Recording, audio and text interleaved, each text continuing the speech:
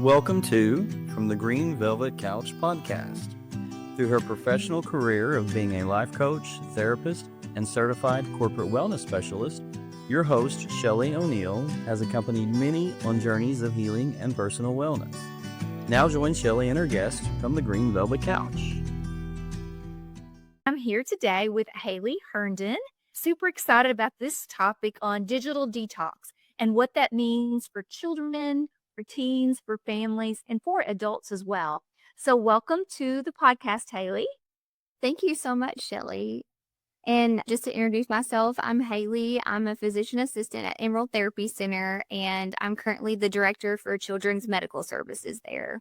And I also had two beautiful kiddos at home. And so I love talking about all things that are pediatric related, mental health related, and I'm just really excited to be here. Thank you. Well, you're welcome. And I had the luxury of hearing a presentation that you gave recently on digital detox. And I had so many questions and you put so many great thoughts in my head. So we're just going to jump right in. But after that presentation, I ran over and I was like, you've got to come on the podcast. So tell me how you landed on this topic, how it fits in with what you do for work and as a parent.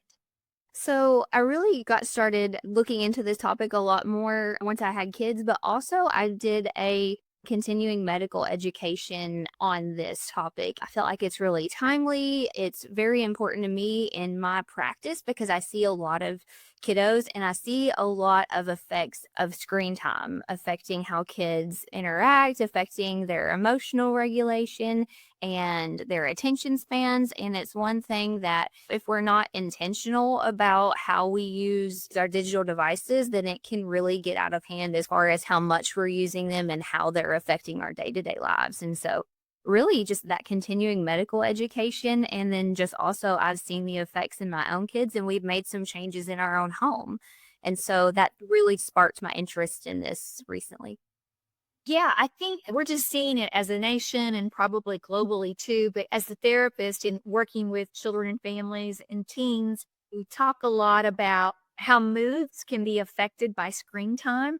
Can you talk a little bit about the neurology and how the brain works? And if you've got a young child and you take that iPad or phone away from them, let's say they're watching, even if it's an educational show, why do they tend to have those meltdowns or get so angry when you take that away? So that's a great question. To answer that, we really want to look at, okay, what is going on in the brain that is causing us to want to do that activity? And the process behind that is a dopamine related cycle. And dopamine, it's the reward neurotransmitter in our brain. So it's the chemical that tells us, hey, what we're doing is good and pleasurable, and we want to keep doing that. So it incentivizes us to keep doing that. And this is not a bad process. It's actually a really vital, important process for our lives and for us to be able to eat, to be able to interact socially, to be able to participate and enjoy things like games and sports and just anything in life that you find enjoyable. Dopamine is involved in that process. So what happens when anyone, not just children, but adults too, what happens when we engage with screen time is that we have a very fast release of dopamine, especially in screen time activities that we call active or interactive screen time. If it's very fast paced, if the frames change very quickly, or if it's something that you can manipulate, like an online game where you are controlling what's going on, that causes a lot of fast release of dopamine. And that incentivizes us more and more to engage with that content. And when we engage with that content, we get that reward release. Now, what happens when we take it away is that we get a withdrawal of that dopamine and it doesn't feel as good anymore because that pleasure, that reward sensation is taken away. And so that's why it can lead to a lot of emotional up and down and a lot of outbursts because it's causing a very fast release of dopamine when we're engaging in it, and then it's abruptly taken away. That is why we see a lot of big emotional reaction when that happens. That makes so much sense. I'm glad you explained that because I always refer to dopamine as the woohoo chemical. It's like, woohoo, it's getting something new, it's eating chocolate, it's doing something pleasurable, physical activity, and planning vacation. and it feels great. So what you're saying is with screen time, that's being released very quickly. And then when you take it away, that abruptness of ceasing that activity is then causing the agitation, the irritability, basically the meltdown. Yes, and it's more of the quick release of dopamine, like how fast we're getting it and how engaging it is. So the more engaging an activity, the quicker the release of dopamine a lot of times. And so things like you mentioned, being physically active, eating something that's very pleasurable, those still cause a release in dopamine, but it's much slower a lot of times. And so it keeps us going back for more, but we don't have as significant of withdrawal effect. And screens, because it's so fast and it's so engaging and transfixing, when you take it away, you do feel that withdrawal abruptly. Gotcha. That makes so much sense. Well, as a professional who works in the mental health field and as a parent, tell us some of the things that you see that are alarming, concerning, and then give us some tips and suggestions on how to better manage screen time to be healthier. So, some things that clue me in as to whether screen time may be a problem is, again, you just mentioned that we're having more emotional outbursts, especially if that's something that hasn't really been a problem before, or we're having trouble with sleep. A lot of times, high amounts of screen time will interfere with sleep because of the blue light that's emitted from screens. It can interfere with our natural melatonin production. And so, if your kid is having emotional problems and they can't do what you ask them or step away from the screens without having a big reaction and a big outburst, or you've noticed that they're having trouble falling asleep, they're coming when it's bedtime, they're coming out over and over and over again, or maybe just lying there and not being able to fall asleep, then it's hours later. So those are some of the big things that when it starts to interact on a much more significant level. But also we can see a lot of attention problems. And I have a lot of patients who come to me and they are concerned that their child may have ADHD or that they may have some sort of neurodivergent issue or concern.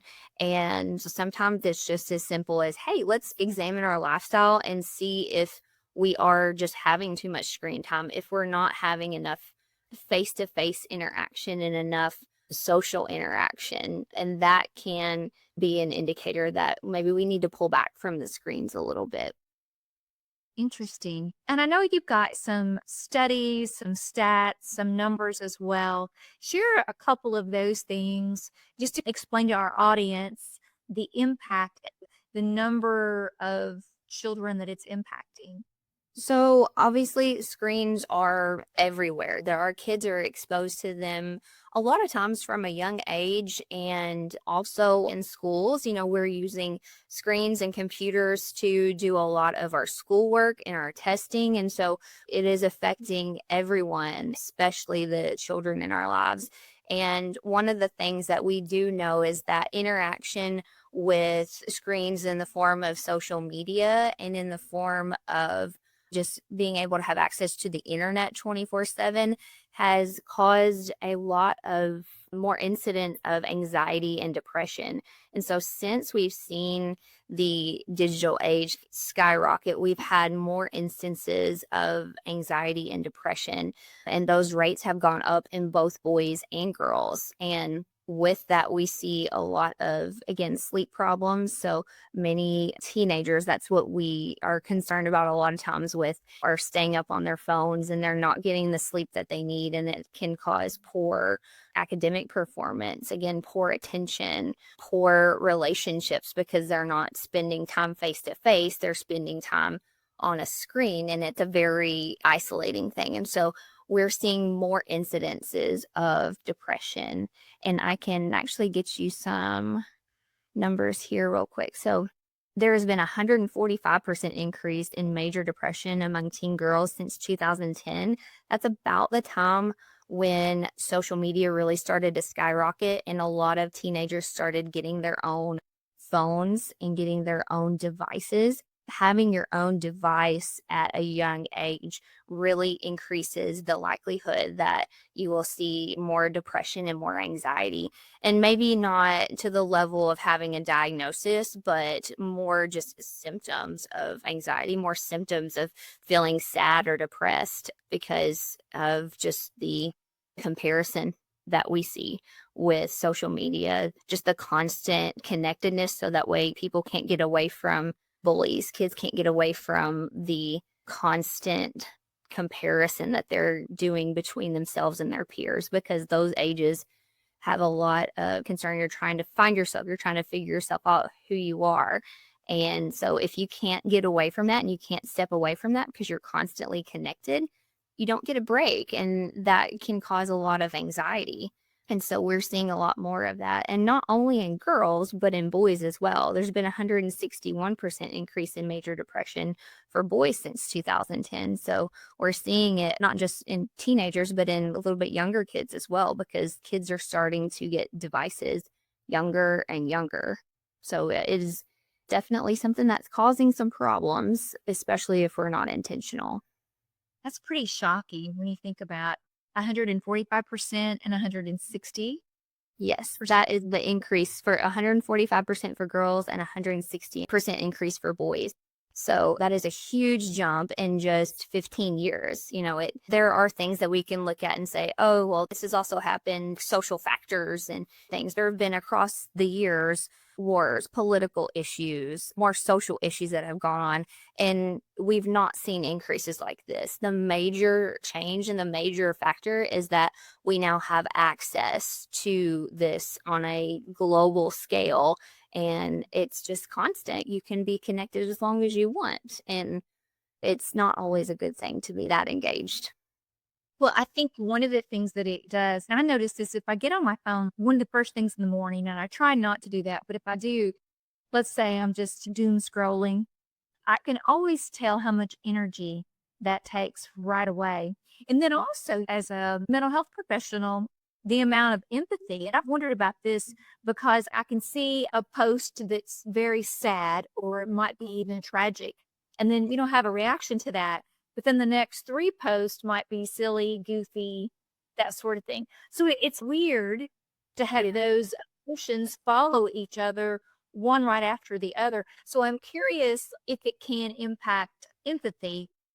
I believe so. I would actually be really interested to look and see if anyone's done any research on that. I'm pretty sure that's something that somebody's probably looked into. But yes, it's an emotional roller coaster that you're putting yourself on by seeing there may be very tragic things, very scary things, and then there may be something like you said, goofy next. And you're going so fast. And that's how a lot of times these advertisers and these companies that are using our data to really try to get more views. And so if it's shocking, they're going to put it up at the forefront so that you keep looking. For me, I know it does affect my mood significantly if I'm on it too much. And for us as adults, we feel that, and our kids are experiencing the same thing, but a lot of times they don't have maybe the vocabulary or the awareness to voice it. And it may come out in different ways. It may come out as irritability. It may come out as distractedness. It may come out as hyperactivity and just inability to focus on one task and inability to sustain their attention for a long period of time. So kids can display different symptoms and may not be able to tell us, hey, I'm overstimulated. And so it's really important to be aware of that. I'm always shocked at how my productivity changes based on how much I'm on my phone or my computer. I think I'm getting things done, and really I'm just not present. I'm looking at something that may on the surface seem valuable, but when you look at the scope of a day, that I actually didn't get done a lot of things that I could have because I was on whatever device. Yeah. And it makes you feel like you're getting a lot done because you may be listening to something, or you may be checking your emails while you're trying to cook dinner. Don't ever do this while driving, but it happens. And you may feel like you're getting more done, but really our attention is not meant to be split like that. We do a lot better and are able to retain more information. We're able to remember more whenever we sit and focus on one thing at a time. And so, with the fast paced life and culture that we have, it is, again, really hard to step away from that because we have just trained ourselves to be constantly engaging with something. And so, it is a very intentional practice to step back and just be present in the moment. That's why our family, we try to put our phones away at dinner time so that we can actually focus on each other and have conversations with each other. Even though I have little kids, I want them to see that I'm not just looking at my phone the whole time. I'm actually looking at them. I'm listening to what my 5-year-old is telling me about what is important to him and what he's excited about. And that can really strengthen and build relationships. When you're on your phone, especially when you're trying to talk with someone, it tells that person that what they're saying is not important. And it tells them that you are more interested in what's on your device than what they're saying. And even if you're not, even if it's innocent and you just do it out of habit, which so many of us do now, that's the subliminal message that we're sending. That's the nonverbal language that we're telling people, nonverbal communication. So we need to be aware and we need to maybe bring back some of those social manners of, hey, when someone's talking, put your phone away and engage with them. And so I think that's really important. I'm so glad you pointed that out. And I've seen the pictures of a group of people and they're all looking down at their phone. 10, 15 years ago, people, their posture was very different there because everyone was not looking at a screen. And I know that there's a lot of new physical problems from the strain of your neck just from looking down so many minutes or hours in a day. And when you see, particularly teens, they might be in a group, but they typically are on their phone in that group. It's almost like there's a culture of connectedness versus distraction. So it may look like you're connected, but you're really just distracted and disconnected. And I think you're right. I think we send a message to kids that they're not important, they're not seen, they're not heard because that device in front of us is taking our focus. And we certainly aren't present in the moment like we should be.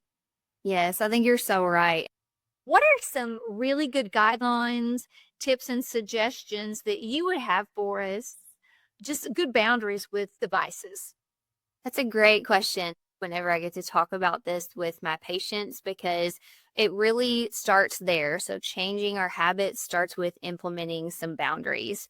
And so, the first thing that I would tell any parent that's concerned about their family screen time is to model good behaviors when it comes to screen time with your family. So, if you're wanting your child to spend more time off of their phone or off of their video game, model that behavior yourself. Put your phone away whenever it's time to engage with your family and be the leader when it comes to suggesting an activity that you guys can do together. And it's really a lot easier, I think, with parents who have smaller kiddos because you can put the devices away and you can control what you're doing in the evenings, especially more. And instead of engaging on devices, read aloud to your kids, even if they're a little bit older. There are so many benefits to reading aloud with your children and engaging in those kind of activities. Going outside and playing sports together, starting a garden together, anything that gets you doing an activity together that is relationship building, model that behavior and take charge of what you guys are doing as a family. That's the important thing is model good screen time behavior yourself and set limits for yourself. And this includes when your kids are not looking. And this is something that I struggle with a lot too, is putting my phone away before I go to bed. I tell people a lot of this, hey, put the phone away an hour to 2 hours before you go to bed. But it's a lot harder to practice. And so sometimes that takes maybe buying an alarm clock, an old fashioned one, and setting your phone in a central location to where, hey, I'm not going to engage with it. I'm going to do this, and having that integrity to do that even when your kids are not watching, because it is a practice. But that's the first thing I would say is model good behavior. The second I would say is be mindful and be intentional about learning online safety and learning about what the screen time is doing to your child's brain. And so the knowledge that you have can help you make those rules and those boundaries. So I would be intentional about learning what are some safety concerns that I need to have. A great resource for this is Common Sense Media. I love Common Sense Media. It has great articles for parents. It has movie reviews. It has all kinds of information that can help you decide. It has recommendations on there from the American Academy of Pediatrics if you can't find them, but it has all kinds of information that can help families put rules in place and learn what they need to learn about online safety in the digital world. So I think making sure you learn about that is key too. And another rule that I really, really like is no screens behind closed doors. And that is a big online safety issue to just protect your children from dangers that are out there as far as online safety goes. But also, it gets your kids out of their rooms with their devices so that they are more likely to engage in the community as a family. So if your kid is on their device in their room and the door shut, you may not see them for hours, especially teenagers. And that's an age where it's really difficult because a lot of times teenagers, they just don't want to engage with your family. They're going through that stage where it's not cool. They don't really talk about their feelings or their day a lot. And so if they can go in their room and shut their door and just be on their device the whole time, that completely cuts them off from the rest of the family. So I would recommend the rule, no screens behind closed doors. And those are my big three, I would say. I love that. I think you're so spot on. And not only do you have more of a chance to protect kids online, you're more privy to the conversations that they're having and, what's appropriate and what's not. Let me ask you, what's an age that you think is appropriate to begin electronics or a device? And how do you know when it's okay for your kids to have devices?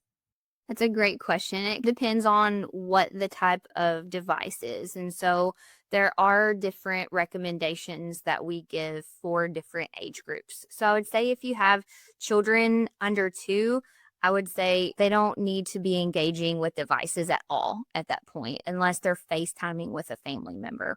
Just because there's really not much benefit that we found. Pretty much only negative effects from seeing screens and from watching things, even if it's a simple, supposedly educational program. There's not really a whole lot of benefit.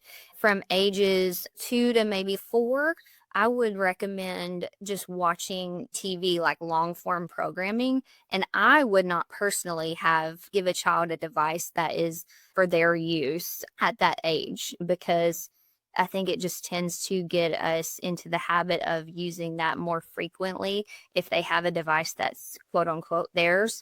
So I wouldn't recommend giving them a device at that age. I think that they can use family devices. I think shared devices are really good recommendation for those ages. Even up to when kids are starting to get older and they're starting to be interested in more technology and games and things like that, I would really try to limit that as much as I could until probably middle school age. So like 11, 12, those ages, 13, whenever you're needing to be in communication with them more, they may be out of the house a little bit more over at friends' houses or at sports.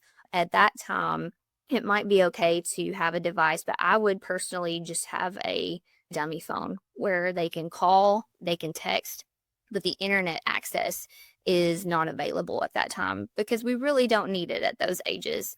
And so those are my typical recommendations that what I would personally use. And I pull some of those from the American Academy of Pediatrics recommendations. They have a little bit more broad when it comes to 6 and older. They just say to monitor screen time at that age, and really less if we're doing screen time from ages 2 to 6 and even like older kids. I wouldn't do more than 2 hours a day. Again, there are circumstances where that may go longer, but as a general rule, that is good to follow. And then As far as like social media use and internet access, I think 16 is a good age to be able to start letting your kids have a little bit more freedom in that, but also making sure that you're monitoring on an infrequent basis to where you can maybe check their phone and go through their messages, open their apps and see what they're talking about and who they're talking to, checking their social media posts to make sure that it's appropriate and that they're sending and receiving appropriate content. And so those are the recommendations I would have. I love those. It's interesting when you hear certain celebrities talk about like how they delay their kids for having devices. It was really, really interesting. And I know Matthew McConaughey made a big post. They just recently allowed their oldest son to be on social media. And I think what that does, it normalizes that there is a time and a place and that's earned and you need to protect your kids. So I think someone like that has a big platform can really promote that versus how many 10-year-olds do we know that they really think that it's okay to be on this device or this platform or whatever. And it may be under the guise of gaming, but it still can be dangerous. Those gaming platforms like Roblox or Minecraft, they're so popular with kids in elementary school ages, but that is a huge area and risk for online safety because they have chat functions and anyone can get on there and say they're any age and engage with children. And so if your child is engaging in those type of games, again, I would recommend that we delay it as long as possible. But if your child has engaged in that and enjoys engaging in that and you limit the time, I would just make sure the chat functions are off as extra precaution when it comes to online safety issues. But that is a really big concern because their brains are not as developed as adults, obviously. So they don't have the decision-making capacity and the ability to regulate their emotions as well as adults. And so giving them access to this, it's really outside of their ability to make good decisions. And so we have to be responsible. And we have to be the one with the authority to say, hey, this isn't good for you. I'm going to protect you by setting these safe boundaries in place. It's not as a punishment. It's a way to protect them. And so having the conversation about this is why we're putting this boundary in place. These are the reasons. And it's because we love you and want to protect you. I think that that's a really important conversation to have because kids can go straight to, oh gosh, you just don't want me to have this because you're wanting to punish me. And it's not like that. It's we want to keep you safe. And I think that's really important for parents to have. I'm going to guess that we both have worked with young adults who have a lot of regrets about messages or pictures that were sent. And that imprint is always there digitally. And that is the world that we live in. So I think those consequences don't just end when someone's a teen. It can really follow them through life. But I think that's not a conversation that we have a lot, but it certainly is important. And I think it's something we need to do because there's just so much negative consequences that can come from that type of use. And then if you get a teen that's struggling with loneliness or depression, or they're impulsive or they're not well regulated, and like most of us were as a teen, to make a decision that follows you, it's really sad. So I think having a long play about digital use, it's more than just what can somebody do at 10, 12, 15, or 16, but how's this going to impact them moving forward?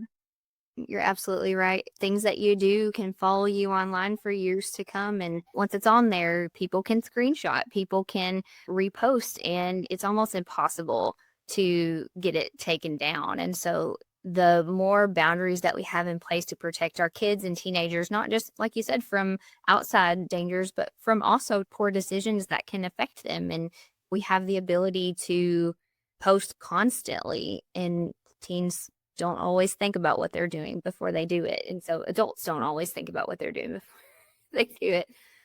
That's really helpful. I think it's just great information about like how the brain is developing, the impact on regulation, and also just safety of kids. I love this topic and I love the research that you've done on it. For our listeners, before we get off, what I'm going to say is they can email me, they can go to our social media and find us. And if they have questions for you, or if there's resources that they would like to have, if they'll just email me, I'll get those to them via you, because I know you've got just some great things that you recommend for parents. But thank you so much for this topic and for having that very authentic conversation as a parent, how difficult it is and knowing what to do and navigating all that. So thank you very much. Yes, thank you so much for having me. Awesome. All right. So follow us on social media. We're on TikTok, Instagram, Facebook, and our website is ShellyO'NeillWellness.com. You can go there and reach out to us. If you have questions or would like resources, please feel free to request that. We would love to assist in any way. So thank you very much.